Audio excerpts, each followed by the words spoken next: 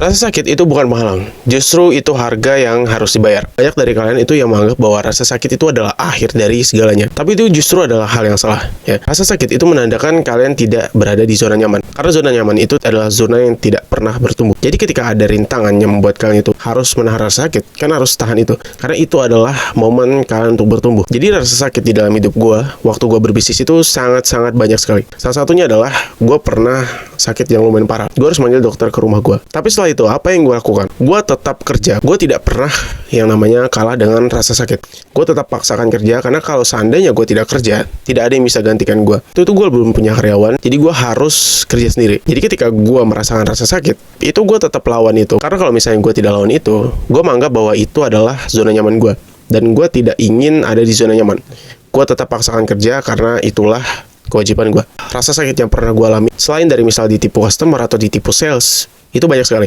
Tapi salah satunya adalah ketika motor gue itu mogok. Jadi dari dulu sampai sekarang itu gue pulang jam 2 malam. Sampai waktu video ini direkam, itu gue baru saja pulang dari kerja.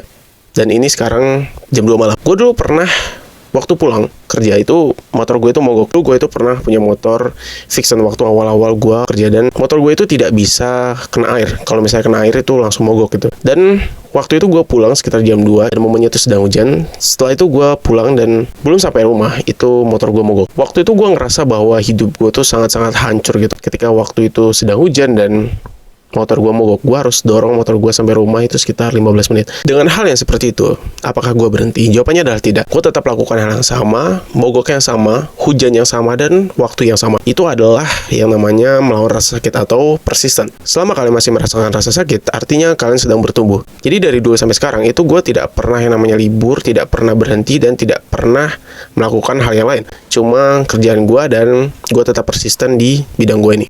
Gue masih ingat dulu waktu gue awal merintis usaha. Dulu gue punya teman, dia tuh kuliah. Gue memutuskan untuk buka usaha, tapi dia kuliah. Dia sering main ke tempat gue, dan dia pernah bilang gini ke gue yang membuat gue tuh sangat-sangat emosi dan terbakar. Gue biasa saja ke dia, cuma di dalam hati gue sangat-sangat terbakar gitu. Dia pernah bilang gini ke gue, kalau seandainya lo tuh buka usaha, artinya ijazah lo itu tidak berguna. Artinya ijazah lo itu tidak terpakai, dan sekolah lo itu sia-sia. Gue tidak jawab apapun, gue cuma ketawa karena dia temen gue. Gue cuma ketawa, bilang, iya bener juga. Tapi asal kalian tahu satu hal bahwa, gue suka kata-kata ini.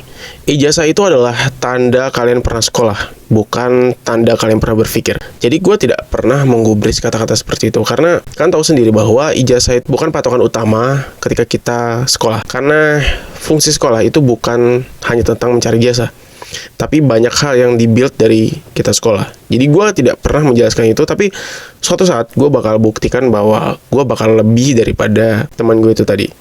Dan ya faktanya sekarang dia tidak jadi apa-apa, dan ya memang gelar yang dia pakai itu memang tidak bisa gue dapatkan. Tapi dan gue akui dia memang pintar dengan gelar yang dia miliki.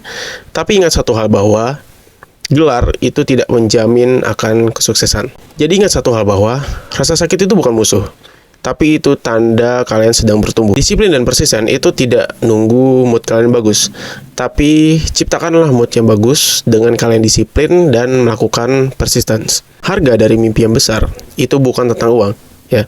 Itu adalah waktu, tenaga, dan rasa sakit yang kalian berikan. Jadi lawan rasa sakit yang kalian miliki, dan kalian akan menemukan jawabannya di akhir proses yang kalian jalani.